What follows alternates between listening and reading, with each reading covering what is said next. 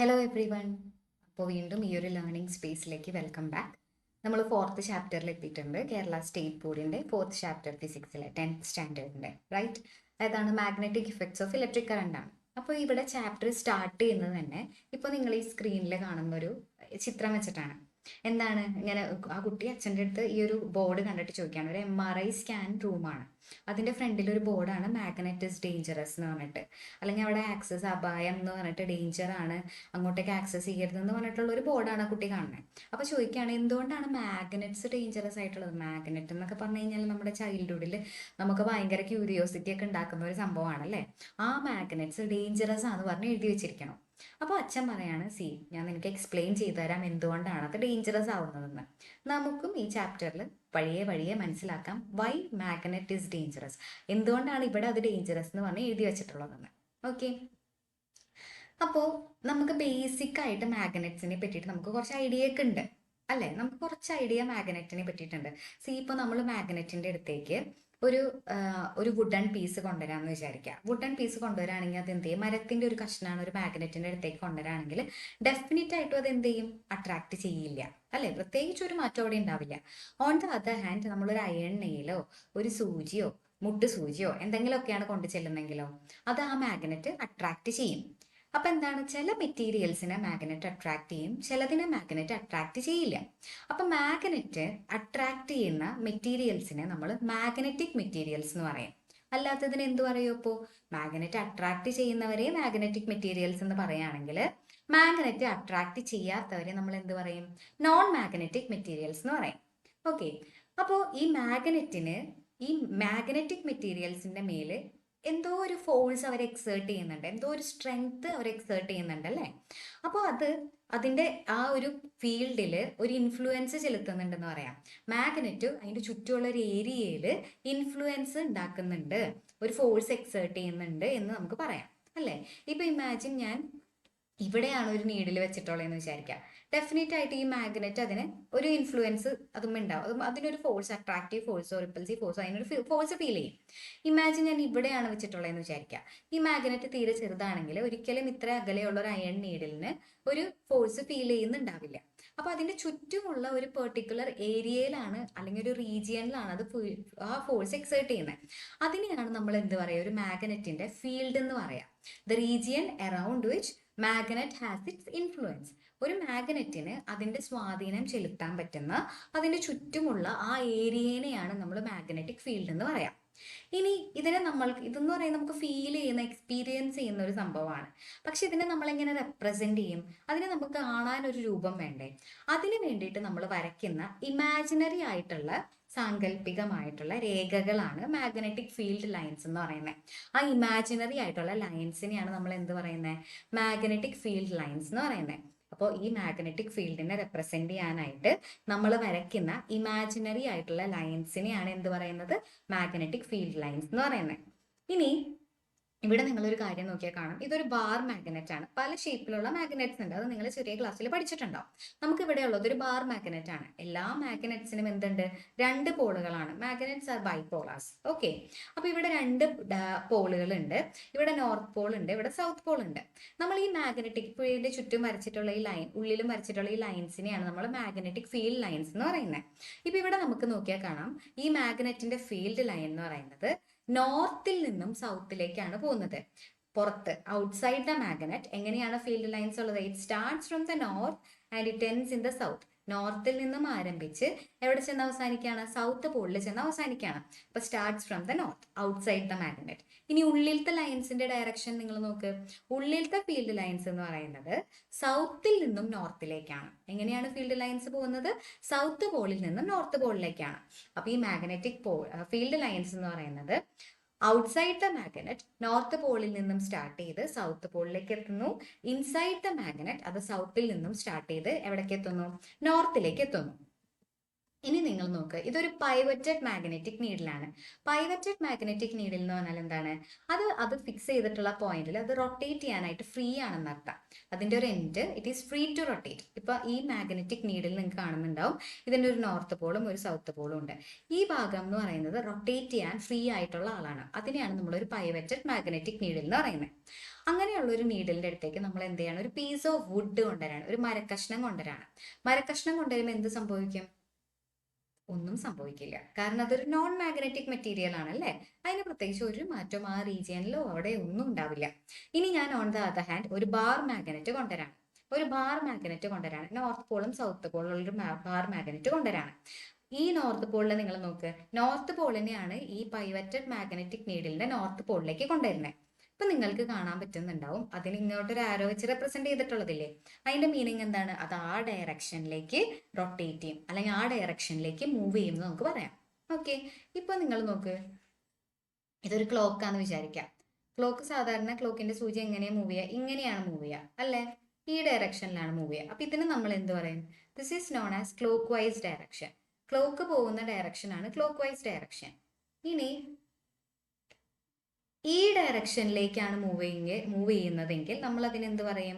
അതിന് നമുക്ക് എന്ത് പറയാം? That is anti clock vice direction.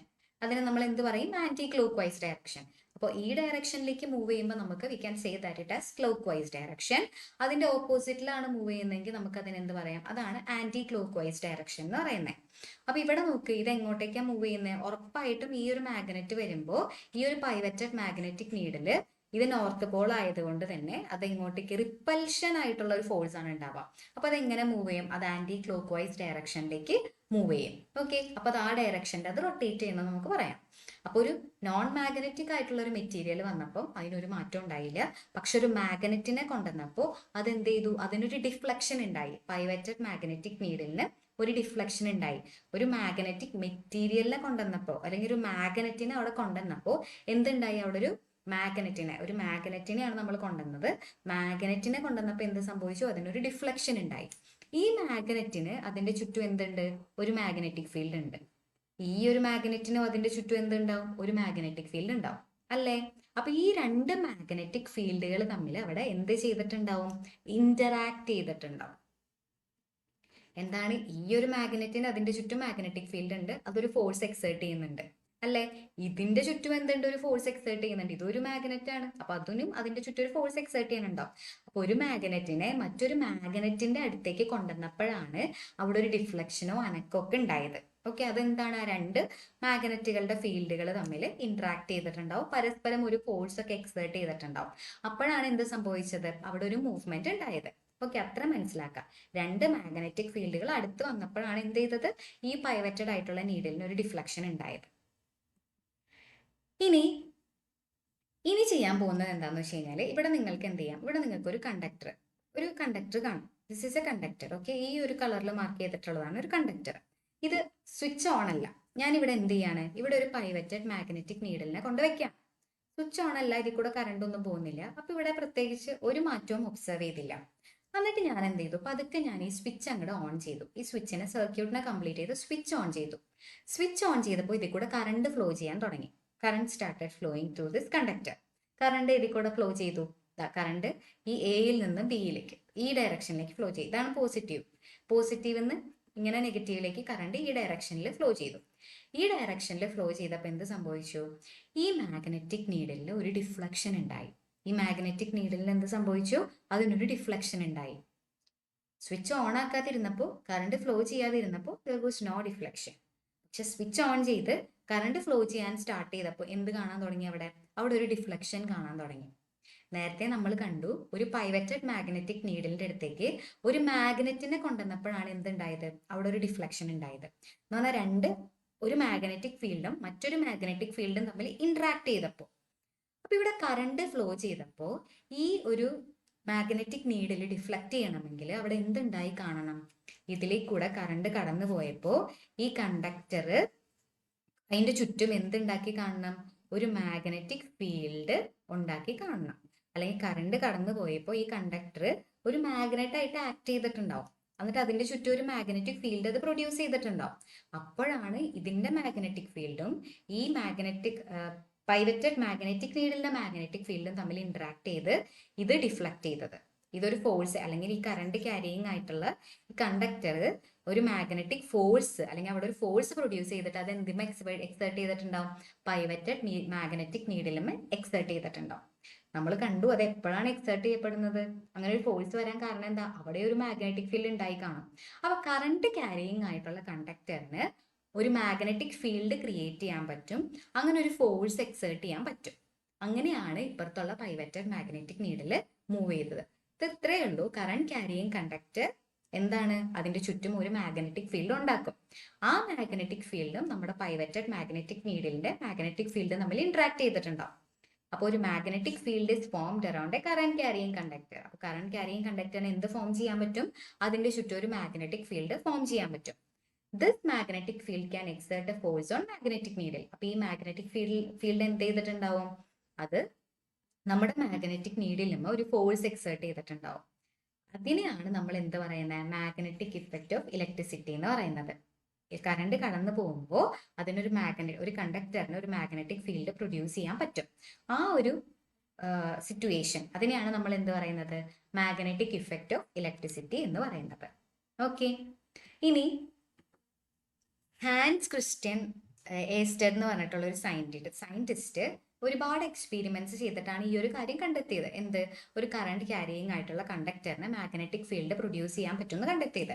അതിൽ കുറച്ച് സിറ്റുവേഷൻസ് ആണ് ഇവിടെ കൊടുത്തിട്ടുള്ളത്. ഓക്കെ, ഇവിടെ താഴത്തെ ഒരു മാഗ്നറ്റിക് ഫീൽഡ്, ഒരു പൈവറ്റഡ് മാഗ്നറ്റിക് നീഡിലും മേലെ ഒരു കറണ്ട് ക്യാരിയിങ് കണ്ടക്ടറും വെച്ചിട്ടുണ്ട്. ഇപ്പൊ ഇവിടെ നിൽക്കുക, ഇതാണ് പോസിറ്റീവ് ആയിട്ടുള്ള ടെർമിനൽ, ഇതാണ് നെഗറ്റീവ് ആയിട്ടുള്ള ടെർമിനൽ. അപ്പൊ കറണ്ട് എന്ന് പറയുന്നത് എപ്പോഴും ഏതിൽ കൂടെ ഫ്ലോ ചെയ്യുക? പോസിറ്റീവ് ടെർമിനലിൽ നിന്ന് നെഗറ്റീവ് ടെർമിനലിലേക്കാണ് ഫ്ലോ ചെയ്യുക. എന്ന് പറഞ്ഞാൽ ഇവിടെ നിന്ന് ഇങ്ങനെയാണ് ഫ്ലോ ചെയ്യുക. അപ്പൊ നമ്മൾ ഡയറക്ഷൻ ഇങ്ങനെ മാർക്ക് ചെയ്തു. ഇവിടെ കറണ്ട് എയിൽ നിന്നും ബിയിലേക്കാണ് ഫ്ലോ ചെയ്യുന്നത്. ഈ കറണ്ട് എയിൽ നിന്നും ബിയിലേക്ക് ഫ്ലോ ചെയ്യുമ്പോൾ ഇവിടെ ഈ നീഡിലിന് എന്ത് സംഭവിക്കും എന്നതാണ് ക്വസ്റ്റ്യൻ. ആ നീഡിലിന് എന്താ സംഭവിക്കുക? ഈ നീഡിലിന് ഡിഫ്ലക്ഷൻ സംഭവിക്കും. നമ്മൾ നേരത്തെ കണ്ടു, current carrying conductor magnetic field produce ചെയ്യും. അപ്പോൾ അതിൻ്റെ അടുത്ത് പൈവറ്റഡ് നീഡിൽ വെച്ചിട്ടുണ്ടെങ്കിൽ, മാഗ്നറ്റിക് നീഡിൽ വെച്ചിട്ടുണ്ടെങ്കിൽ ഡെഫിനറ്റ് ആയിട്ട് അത് ഡിഫ്ലക്ട് ചെയ്യും. ഇത് ഡിഫ്ലക്ട് ചെയ്യാൻ പോകുന്നത് ഈ ഡയറക്ഷനിലാണ്. ഈ ഡയറക്ഷൻ നമ്മൾ നേരത്തെ പറഞ്ഞ എന്ത് ഡയറക്ഷൻ ആണ്? ക്ലോക്കിന്റെ ഓപ്പോസിറ്റ് ഡയറക്ഷൻ ആണ്. So will say it as anti clock vice direction. ഇതിന് എന്ത് നമുക്ക് പറയാം? ആന്റി ക്ലോക്ക് വൈസ് ഡയറക്ഷൻ എന്ന് പറയാം. ഇനി ഞാൻ എന്ത് ചെയ്യാൻ പോകണമെന്ന് വെച്ച് കഴിഞ്ഞാല്, ഞാൻ ഈ ബാറ്ററീനെ തിരിച്ചു വെക്കുകയാണ്. ബാറ്ററിയുടെ ഡയറക്ഷൻ ഞാൻ തിരിച്ചു വെച്ചു. ബാറ്ററിയുടെ ഡയറക്ഷൻ തിരിച്ചു വെച്ച് എന്താ സംഭവിക്കുക? ബാറ്ററിയുടെ ഡയറക്ഷൻ തിരിച്ചു വെച്ച് കഴിഞ്ഞാൽ കറണ്ടിന്റെ ഡയറക്ഷൻ ചേഞ്ച് ചെയ്യും. കറണ്ട് ഏതിൽ കൂടെ ഫ്ലോ ചെയ്യാൻ തുടങ്ങും? കറണ്ട് ഇങ്ങനെ ഫ്ലോ ചെയ്യാൻ തുടങ്ങും. കറണ്ട് ഈ ഡയറക്ഷനിൽ ഫ്ലോ ചെയ്യാൻ തുടങ്ങും. കറണ്ട് ഇങ്ങനെ ഫ്ലോ ചെയ്യുമ്പോൾ, ഇപ്പൊ നമ്മൾ എ ടു ബി വരയ്ക്കുകയാണെങ്കിൽ B to A current flow ചെയ്യാൻ തുടങ്ങും. കാരണം ഞാൻ എന്ത് ചെയ്തു? ബാറ്ററിയുടെ ഡയറക്ഷൻ ചേഞ്ച് ചെയ്തു. ബാറ്ററിയുടെ ഡയറക്ഷൻ ചേഞ്ച് ചെയ്യുമ്പോൾ കറണ്ടിന്റെ ഡയറക്ഷനും ചേഞ്ച് ആവും. കറണ്ടിന്റെ ഡയറക്ഷൻ ചേഞ്ച് ചെയ്തപ്പോൾ ഇവിടെ എന്ത് ഒബ്സർവ് ചെയ്തു? ഈ മാഗ്നറ്റിക് പൈവറ്റഡ് നീഡില് നേരത്തെ ഡിഫ്ലക്ട് ചെയ്തതിന്റെ ഓപ്പോസിറ്റ് ഡയറക്ഷനിലേക്ക് ഡിഫ്ലക്ട് ചെയ്യുന്നതായിട്ട് ഒബ്സർവ് ചെയ്തു. ഏത് ഡയറക്ഷനാണത്? ക്ലോക്ക് വൈസ് ഡയറക്ഷനിൽ ഡിഫ്ലക്ട് ചെയ്യുന്നതായിട്ട് ഒബ്സർവ് ചെയ്തു. അപ്പൊ കറണ്ടിന്റെ ഡയറക്ഷൻ ചേഞ്ച് ചെയ്തപ്പോൾ ഇവിടെ എന്ത് സംഭവിച്ചു? കറണ്ടിന്റെ ഡയറക്ഷൻ ചേഞ്ച് ചെയ്തപ്പോൾ മാഗ്നറ്റിക് ഫീൽഡിന്റെ ഡയറക്ഷനും എന്തായി? അതിന്റെ ഡിഫ്ലക്ഷൻ ചേഞ്ച് ചെയ്തു എന്നതിന്റെ അർത്ഥം എന്താണ്? കറണ്ടിന്റെ ഡയറക്ഷൻ ചേഞ്ച് ചെയ്തപ്പോൾ മാഗ്നറ്റിക് ഫീൽഡിന്റെ ഡയറക്ഷനും എന്ത് സംഭവിച്ചിട്ടുണ്ടാവും? ചേഞ്ച് ആയിട്ടുണ്ടാവും. ഓക്കെ, ഇനി രണ്ട് സിറ്റുവേഷനും കൂടെ നമ്മുടെ ടെക്സ്റ്റ് ബുക്കിൽ കൊടുത്തിട്ടുണ്ട്. ഒന്നാമത്തേത് എന്ന് പറയുന്നത്, നീഡിലിനെ ഇപ്പോൾ ഈ first A to B current flow ചെയ്യുന്ന സിറ്റുവേഷനിൽ തന്നെ നീഡിലിന് ഇങ്ങനെയല്ല, പകരം എങ്ങനെ വെക്കുകയാണ്? നീഡിലിനെ ഇതിന്റെ ഉള്ളിലേക്കാക്കി വെക്കുകയാണ്. South north. നീഡിലിനെ ഇങ്ങനെ വെക്കല്ല, പകരം എന്ത് ചെയ്തു? നമ്മൾ കയറ്റി വെച്ചു. നീഡിലിനെ ഇങ്ങനെ കയറ്റി വെച്ച് കഴിഞ്ഞപ്പോൾ എഗെയിൻ കറണ്ട് കടത്തി വിടുമ്പോൾ ഒബ്സർവ് ചെയ്ത ഡിഫ്ലക്ഷൻ എന്ന് പറയുന്നത് എങ്ങനെയായിരുന്നു? ക്ലോക്ക് വൈസ് ഡയറക്ഷൻ ആയിരുന്നു. ക്ലോക്ക് വൈസ് ഡയറക്ഷനിൽ മാഗ്നറ്റിക് നീഡിൽ ഒബ്സർവ് ചെയ്യാൻ തുടങ്ങി. ഇനി ഈ സിറ്റുവേഷനിലും എന്ത് ചെയ്തു? ഈ നീഡിലിനെ എന്ത് ചെയ്തു? നീഡിലിനെ നമ്മൾ ഇതിന്റെ ഉള്ളിലേക്ക് ആക്കി വെച്ചു. ഇങ്ങനെ സൗത്ത് ടു നോർത്ത് ഇങ്ങനെ വെച്ചു. അപ്പൊ എന്ത് ചെയ്തു? ആന്റി ക്ലോക്ക് വൈസ് ഡയറക്ഷനിൽ ഈ നീഡിൽ ഡിഫ്ലക്ട് ചെയ്യുന്നതായിട്ട് കണ്ടു. നീഡിലിനെ കണ്ടക്ടിങ് വയറിന്റെ മേലേക്ക് എടുത്തു വെച്ചു. ഇവിടെയും കണ്ടക്ടിങ് വയറിന്റെ മേലേക്ക് എടുത്തു വെച്ചു. അപ്പൊ നേരത്തെ ഒബ്സർവ് ചെയ്തതിന്റെ നേരെ നേരെ തിരിഞ്ഞ് എന്ത് കണ്ടു? ഡിഫ്ലക്ഷൻ കണ്ടു. അപ്പൊ ഇവിടെ നമുക്ക് മനസ്സിലാക്കാൻ പറ്റുന്ന ഒരു കാര്യം എന്താണെന്ന് വെച്ച് കഴിഞ്ഞാല്, നമ്മൾ കറണ്ടിന്റെ ഡയറക്ഷൻ എപ്പോഴൊക്കെ മാറ്റിയോ അപ്പൊ എന്ത് സംഭവിച്ചു? അതിന്റെ ഡിഫ്ലക്ഷൻ ചേഞ്ച് ചെയ്യുന്നതായിട്ട്, അല്ലെങ്കിൽ കറണ്ടിന്റെ ഡയറക്ഷനെ മാഗ്നറ്റിക് ഫീൽഡ് ഡിപ്പെൻഡ് ചെയ്യുന്നതായിട്ട് നമുക്ക് മനസ്സിലായി. The direction of magnetic field in A current carrying conductor depends on the direction of current passing through them. അതിൽ കൂടെ കടന്നു പോകുന്ന കറണ്ടിന്റെ ഡയറക്ഷനെ ആര് ഡിപ്പെൻഡ് ചെയ്യുന്നതായിട്ട് നമ്മൾ കണ്ടു? അത് പ്രൊഡ്യൂസ് ചെയ്യുന്ന മാഗ്നറ്റിക് ഫീൽഡ് ഡിപ്പെൻഡ് ചെയ്യുന്നതായിട്ട് നമുക്ക് കണ്ടു. കറണ്ടിന്റെ ഡയറക്ഷൻ മാറുമ്പോൾ ഡിഫ്ലക്ഷന്റെ ഡയറക്ഷൻ മാറാൻ തുടങ്ങി. അതിന്റെ അർത്ഥം എന്താണ്? മാഗ്നറ്റിക് ഫീൽഡിന്റെ ഡയറക്ഷൻ അവിടെ മാറിയെന്നാണ്. ഓക്കെ, അപ്പോൾ ഒരു കറണ്ട് ക്യാരിയിങ് കണ്ടക്ടറിന് നമ്മൾ ഈ ഏഴ്സ്റ്റഡിന്റെ എക്സ്പീരിമെന്റ് നമുക്ക് മനസ്സിലാവുന്ന കാര്യങ്ങൾ എന്ന് പറയുന്നത് രണ്ട് കാര്യങ്ങളാണ്. ഒന്ന്, ഒരു കറണ്ട് ക്യാരിയിങ് കണ്ടക്ടർ എന്ത് പ്രൊഡ്യൂസ് ചെയ്യും? മാഗ്നറ്റിക് ഫീൽഡ് പ്രൊഡ്യൂസ് ചെയ്യും. രണ്ടാമത്തെ കാര്യം എന്ന് പറഞ്ഞാൽ എന്താണ്? ഈ കറണ്ട് ക്യാരിയിങ് കണ്ടക്ടറിന്റെ കറണ്ടിന്റെ ഡയറക്ഷൻ മാറ്റിക്കഴിഞ്ഞാൽ മാഗ്നറ്റിക് ഫീൽഡിന്റെ ഡയറക്ഷൻ മാറും. അല്ലെങ്കിൽ ഈ current carrying conductor depends upon the direction of magnetic field produced by the current carrying conductor depends on the direction of current flowing through them. അതിൽ കൂടെ കടന്നു പോകുന്ന കറണ്ടിന്റെ ഡയറക്ഷനെ കൂടെ ആ മാഗ്നറ്റിക് ഫീൽഡ് ഡിപ്പെൻഡ് ചെയ്യുന്നുണ്ടെന്ന് നമുക്ക് മനസ്സിലായി. ഓക്കെ, ഇനി ഇങ്ങനെ ഒരു എക്സ്പെരിമെന്റ് കൊടുത്തിട്ടുണ്ട്. ഇതിൽ എന്താ ചെയ്യുന്നത്? ഇത് സെയിം നമ്മളിപ്പോൾ പറഞ്ഞ അതേ കാര്യം തന്നെയാണ്. ഡയറക്ഷനും ഡിഫ്ലക്ഷനും തമ്മിലുള്ള റിലേഷൻ കണ്ടുപിടിക്കാനായിട്ട്. ഇപ്പൊ ഇതിൽ കൂടെ കറണ്ട് കടത്തി വിട്ടു. ആദ്യം നമ്മൾ ഇമാജിൻ ക്ലോക്ക് വൈസ് ഡയറക്ഷനിലാണ് നമ്മളുടെ ഈ നീഡിലുകളൊക്കെ ഡിഫ്ലക്ട് ചെയ്തതെന്ന് വിചാരിക്കുക. കറണ്ടിന്റെ ഡയറക്ഷൻ തിരിച്ചുവിട്ടാൽ എന്ത് സംഭവിച്ചിട്ടുണ്ടായിരിക്കണം? കറണ്ടിന്റെ ഡയറക്ഷൻ തിരിച്ചുവിട്ടപ്പോൾ ആന്റി ക്ലോക്ക് വൈസ് ഡയറക്ഷനിൽ. അപ്പൊ ഏത് ഡയറക്ഷനിലാണോ, അപ്പൊ ആദ്യം ആന്റി ക്ലോക്ക് വൈസ് ഡയറക്ഷനിലാണ് റിഫ്ലക്ഷൻ കണ്ടതെന്ന് വിചാരിക്കുക. ഞാൻ ടെർമിനൽ മാറ്റിക്കഴിഞ്ഞാൽ അത് ഏത് ഡയറക്ഷനിൽ ഡിഫ്ലക്ട് ചെയ്യും? Clock vice. ഇനി ആദ്യം ക്ലോക്ക് വൈസ് ആണ് കണ്ടതെങ്കിൽ ടെർമിനലിന്റെ ഡയറക്ഷൻ തിരിച്ചു കഴിഞ്ഞാൽ എങ്ങനെ അത് ഡിഫ്ലക്ട് ചെയ്യും? ആന്റി ക്ലോക്ക് വൈസ് ഡയറക്ഷനിലായിരിക്കും ഡിഫ്ലക്ഷൻ ഉണ്ടാവുക. അപ്പൊ ഇത് നമുക്ക് ക്ലിയർ ആയിട്ട് മനസ്സിലാവുന്നത്, മാഗ്നറ്റിക് ഫീൽഡിന്റെ ഒരു കറന്റ് ക്യാരിയിങ് കണ്ടക്ടർ പ്രൊഡ്യൂസ് ചെയ്യുന്ന മാഗ്നറ്റിക് ഫീൽഡിന്റെ ഡയറക്ഷൻ എന്തിനെ ഡിപ്പെൻഡ് ചെയ്യും? അതിൽ കൂടെ കടന്നു പോകുന്ന കറണ്ടിനെ ഡിപ്പെൻഡ് ചെയ്യും എന്നാണ് നമുക്ക് മനസ്സിലാവുന്നത്. ഓക്കെ, ഇനി ടെക്സ്റ്റ് ബുക്കിൽ ഒരു എക്സ്പെരിമെന്റും കൂടെ കൊടുത്തിട്ടുണ്ട്. ആ എക്സ്പെരിമെന്റിൽ നമുക്ക് കാണാൻ പറ്റുന്ന എന്താണ്? ഈ സെയിം കാര്യം തന്നെയാണ്. കറണ്ടിന്റെ ഡയറക്ഷനും മാഗ്നറ്റിക് ഫീൽഡിന്റെ ഡയറക്ഷനും തമ്മിൽ എങ്ങനെയാണ് ഡിപ്പെൻഡ് ചെയ്യുന്നതെന്നാണ് കാണിക്കുന്നത്.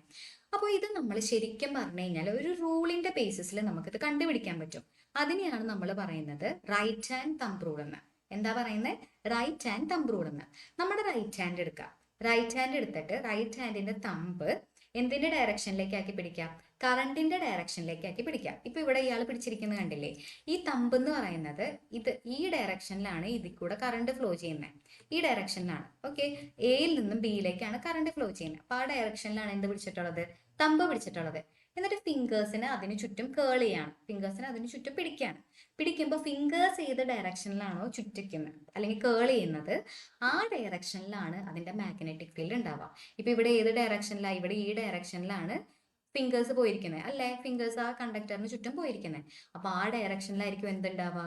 ആ ഡയറക്ഷനിലായിരിക്കും മാഗ്നറ്റിക് ഫീൽഡ് ഉണ്ടാവുക. ഓക്കെ, അപ്പൊ കറണ്ട് തമ്പിന്റെ ഡയറക്ഷനിലാണെങ്കിൽ കേൾ ചെയ്യുന്ന ഫിംഗേഴ്സ് ആണ് മാഗ്നറ്റിക് ഫീൽഡിന്റെ ഡയറക്ഷൻ കാണിക്കുന്നത്.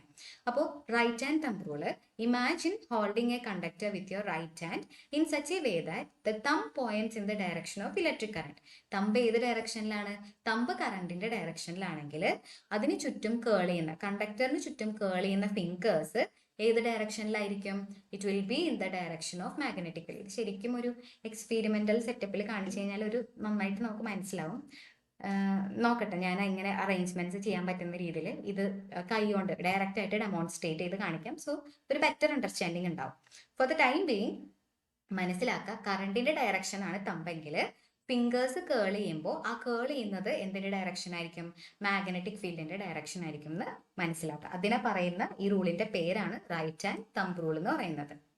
ഓക്കെ, ഇനി അടുത്തൊരു എക്സ്പെരിമെന്റ് എന്ന് പറയുന്നത് ഒരു കോയില്, ഒരു സർക്കുലർ കോയിൽ എടുക്കാണ്. ആ കോയിലിൽ കൂടെ കറണ്ട് ഏത് ഡയറക്ഷനിലേക്ക് കടത്തിവിടാണ്? കോയിലിൽ കൂടെ കറണ്ടിനെ നമ്മൾ ഇപ്പൊ നിങ്ങൾക്ക് ചിത്രത്തിൽ കാണുന്നുണ്ടാവും. കോയിലിൽ കൂടെ കറണ്ടിനെ ക്ലോക്ക് വൈസ് ഡയറക്ഷനിൽ നമ്മൾ കടത്തിവിടാണ്. അപ്പൊ imagine this as a coil, circular കോയിലാണ്. അതിൽ കൂടെ നമ്മൾ ക്ലോക്ക് വൈസ് ഡയറക്ഷനിൽ കറണ്ട് കടന്നു പോകുമ്പോൾ മാഗ്നറ്റിക് ഫീൽഡിന്റെ ഡയറക്ഷൻ എങ്ങനെയായിരിക്കും എന്നാണ് ചോദിക്കുന്നത്. ഫ്ലക്സ് ലൈൻ അല്ലെങ്കിൽ ഫീൽഡ് ലൈൻസിന്റെ ഡയറക്ഷൻ എങ്ങനെയായിരിക്കും? അപ്പൊ ഇവിടെ നോക്കിയാൽ നിങ്ങൾ കറണ്ടിനെ നമ്മൾ ക്ലോക്ക് വൈസ് ഡയറക്ഷനിലേക്കാണ് കടത്തിവിടുന്നതെങ്കിൽ ആ ഫീൽഡ് ലൈൻസ് എന്ന് പറഞ്ഞാൽ എങ്ങനെയായിരിക്കും? ഫീൽഡ് ലൈൻസ് എന്ന് പറയുന്നത് കോയിലിന്റെ ഉള്ളിലേക്കായിരിക്കും, ഇൻവേർട്സ് ദ കോയിലായിരിക്കും ഫീൽഡ് ലൈൻസ് വരുന്നത്. ഓക്കെ, ഇനി തിരിക്കുമ്പോൾ എന്തായിരിക്കും? ഡയറക്ഷൻ തിരിച്ചു കഴിഞ്ഞാൽ നമുക്കറിയാം അതിന്റെ ഡയറക്ഷൻ നമ്മൾ ഉൾട്ടയാക്കി കഴിഞ്ഞാൽ എങ്ങനെയായിരിക്കും ഡയറക്ഷൻ? ഫീൽഡിന്റെ ഡയറക്ഷൻ നേരെ തിരിയും അല്ലേ? കറണ്ടിന്റെ ഡയറക്ഷൻ തിരിച്ചു. കറണ്ടിനെ ഞാൻ എന്ത് ചെയ്തു? ആന്റി ക്ലോക്ക് വൈസ് ഡയറക്ഷനിലാക്കി. അപ്പൊ ഫീൽഡ് ലൈൻസ് എങ്ങനെയാവും? Field lines will be outwards. Field lines എങ്ങനെയായിരിക്കും? നേരത്തെ ഇൻവേർഡ്സിലേക്ക് പോയ ഫീൽഡ് ലൈൻസ് ഇപ്പൊ എങ്ങനെയായിരിക്കും? ഔട്ട്വേർഡ് ഡയറക്ഷനിലേക്കായിരിക്കും പോകുന്നുണ്ടാവുക. ഇപ്പോൾ നമ്മുടെ ഇവിടെ തമ്പ് റൂള് തന്നെ നമുക്ക് യൂസ് ചെയ്യാം. തമ്പ് മുകളിലേക്കാണ് കറണ്ട് പോകുന്നതെങ്കിൽ ഫിംഗേഴ്സ് എങ്ങനെയാണ്? ഫിംഗേഴ്സ് ഇങ്ങനെ ഒരു ക്ലോക്ക് വൈസ് ഡയറക്ഷൻ അല്ലെങ്കിൽ ഇൻവേർഡ് ഡയറക്ഷനിലേക്കായിരിക്കും വരുന്നുണ്ടാവുക. ഇനി തമ്പ് പുറത്തേക്കാണ് കറണ്ട് പോകുന്നതെന്ന് വിചാരിക്കാം, ലൈക്ക് ആന്റി ക്ലോക്ക് വൈസ് ഡയറക്ഷനിലേക്കാണ് കറണ്ട് പോകുന്നതെങ്കിൽ ഫിംഗേഴ്സ് എങ്ങനെയായിരിക്കും ഉണ്ടാവുക? ഫിംഗേഴ്സ് അതിന്റെ ഓപ്പോസിറ്റ് ഡയറക്ഷനിലേക്കും ഉണ്ടാവുക. ഓക്കെ, ഔട്ട്വേർഡിലേക്കാണ് വരിക.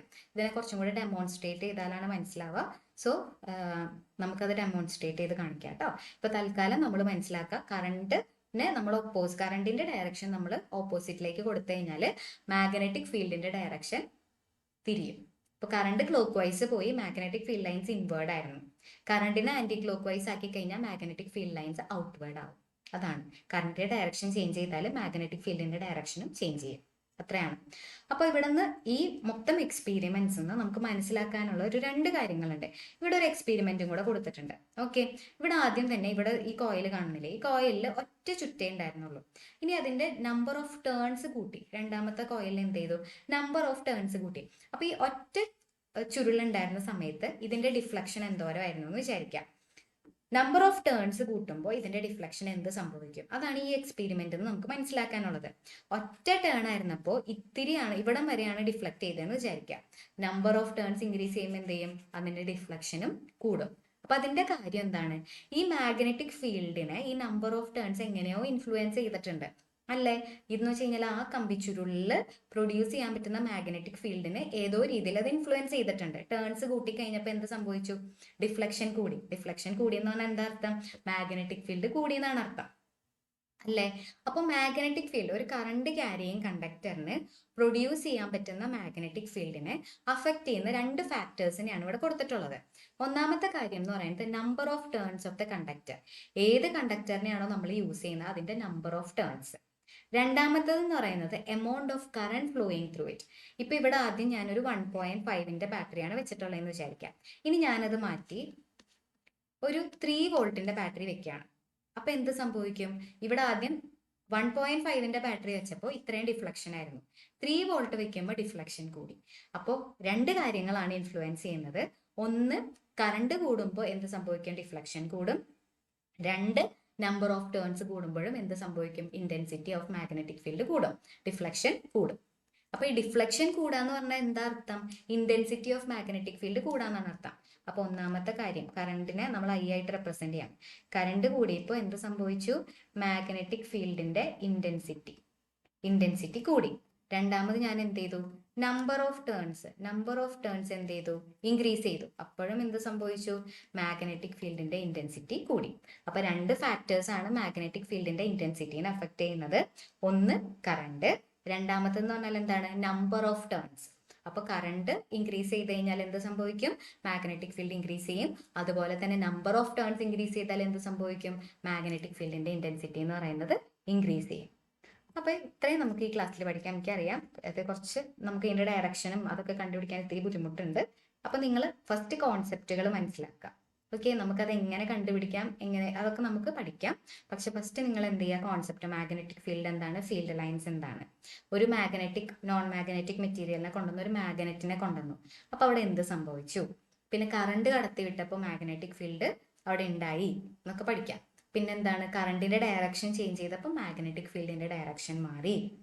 പിന്നെ right hand thumb rule, right ഹാൻഡിന്റെ തമ്പ് കറണ്ടിന്റെ ഡയറക്ഷനിലാണെങ്കിൽ കണ്ടക്ടറിന് ചുറ്റും കേൾ ചെയ്യുന്ന ഫിംഗേഴ്സ് ഏത് ഡയറക്ഷനിലായിരിക്കും? മാഗ്നറ്റിക് ഫീൽഡിന്റെ ഡയറക്ഷനിലായിരിക്കും. പിന്നെ കറണ്ടിന്റെ ഡയറക്ഷൻ ടേൺ ചെയ്തപ്പോൾ മാഗ്നറ്റിക് ഫീൽഡിന്റെ ഡയറക്ഷനും മാറി. ഇൻഫ്ലുവൻസ് ചെയ്യുന്ന ഫാക്ടേഴ്സ് എന്തൊക്കെയാണ്? ടേൺസ്, കണ്ടക്ടറിന്റെ നമ്പർ ഓഫ് ടേൺസും അതുപോലെ തന്നെ അതിൽ കൂടെ കടന്നു പോകുന്ന കറണ്ട് കൂട്ടിയാൽ എന്ത് കൂടും? ഡിഫ്ലക്ഷൻ കൂടുന്നു, അല്ലെങ്കിൽ മാഗ്നറ്റിക് ഫീൽഡിന്റെ ഇന്റൻസിറ്റി കൂടുന്നു. അതുപോലെ തന്നെ നമ്പർ ഓഫ് ടേൺസ് കൂട്ടാന്ന് വിചാരിക്കാം. നമ്പർ ഓഫ് ടേൺസ് കൂട്ടിക്കഴിഞ്ഞാൽ എന്ത് കൂടും? നമ്പർ ഓഫ് ടേൺസ് കൂട്ടിയാലും മാഗ്നറ്റിക് ഫീൽഡിന്റെ ഇന്റൻസിറ്റി കൂടും. ഒരു ക്വസ്റ്റ്യൻ പേപ്പറിൽ വന്ന ക്വസ്റ്റ്യൻ ആണെന്ന് വിചാരിക്കാം. ഓക്കെ, ആദ്യം ഇതുപോലെ ഒരു എന്താ പറയാ, ഒരു കണ്ടക്ടർ ഉണ്ട്. ആ കണ്ടക്ടറിൽ ഒരു ടേണേ ഉള്ളൂ. ക്വസ്റ്റ്യൻ ഇതാണ്, ഇതിന്റെ ടേൺസ് 10 ടേൺ ആയിട്ട് കൂടി, നമ്പർ ഓഫ് ടേൺസ് 10 ആയിക്കെന്ന് വിചാരിക്കാം. അപ്പോൾ ഈ ഡിഫ്ലക്ഷൻ ആദ്യം ഇവിടെ വരെ ഉണ്ടായിരുന്നുള്ളൂ. ഡിഫ്ലക്ഷൻ കൂടാണോ കുറയാണോ? ഉറപ്പായിട്ടും എന്ത് ചെയ്യും? ഡിഫ്ലക്ഷൻ കൂടും. ഇനി അടുത്തത് ഇമാജിൻ, ഇവിടെ 1.5ന്റെ ബാറ്ററി ആയിരുന്നു. ഇതിനെ 9 വോൾട്ടിന്റെ ബാറ്ററി വെച്ച് റീപ്ലേസ് ചെയ്തു. റീപ്ലേസ് ചെയ്യുമ്പോൾ എന്താ സംഭവിക്കുന്നുണ്ടാവുക? ഡിഫ്ലക്ഷൻ കൂടോ കുറയോ? ആദ്യത്തെക്കാളും ഡിഫ്ലക്ഷൻ കൂടും. അതിന്റെ അർത്ഥം എന്താണ്? നമ്പർ ഓഫ് ടേൺസ് കൂട്ടുമ്പോഴും കറണ്ട് കൂട്ടുമ്പോഴും മാഗ്നറ്റിക് ഫീൽഡിന്റെ ഇന്റൻസിറ്റി കൂടും. മാഗ്നറ്റിക് ഫീൽഡിന്റെ ഇന്റൻസിറ്റി കൂടുമ്പോൾ ഇവിടെ വെച്ചിട്ടുള്ള പൈവറ്റഡ് നീഡിലിന്റെ ഡിഫ്ലക്ഷൻ കൂടും. അപ്പൊ ഇത് 2 ഫാക്ടേഴ്സ് ആണ് എന്തിനെ? സ്ട്രെങ്ത് ഓഫ് ദ മാഗ്നറ്റിക് ഫീൽഡിനെ ഡിപ്പെൻഡ് ചെയ്യുന്നത്. അപ്പോൾ ഒന്നും കൂടെ ഇതിൽ കൂടെ ഈ ടോപ്പിക്സിൽ കൂടെ കടന്നു പോവുക. ഇതിന് എങ്ങനെയാണ് ഡയറക്ഷൻ കണ്ടുപിടിക്കുന്നത്, റൈറ്റ് ഹാൻഡ് റൂളിന്റെ അപ്ലിക്കേഷൻസ് എങ്ങനെയാണ് വരുന്നത് എന്നുള്ളത് വേറൊരു വീഡിയോ ആയിട്ട് ചെയ്യാം. ഫസ്റ്റ് തിയറി പോർഷൻസ് എല്ലാം കംപ്ലീറ്റ് ചെയ്തിട്ട് അത് മാത്രം വേറൊരു വീഡിയോ ആയിട്ട് ചെയ്യാം. ഓക്കെ, നിങ്ങൾക്ക് എന്തെങ്കിലും ഡൗട്ട്സ് ഉണ്ടെങ്കിൽ, മനസ്സിലാക്കാൻ ബുദ്ധിമുട്ടുള്ള ഏതെങ്കിലും പോർഷൻസ് ഉണ്ടെങ്കിൽ ഡെഫിനറ്റ് ആയിട്ടും കമൻറ്റ് ചെയ്യാം. Thank you so much.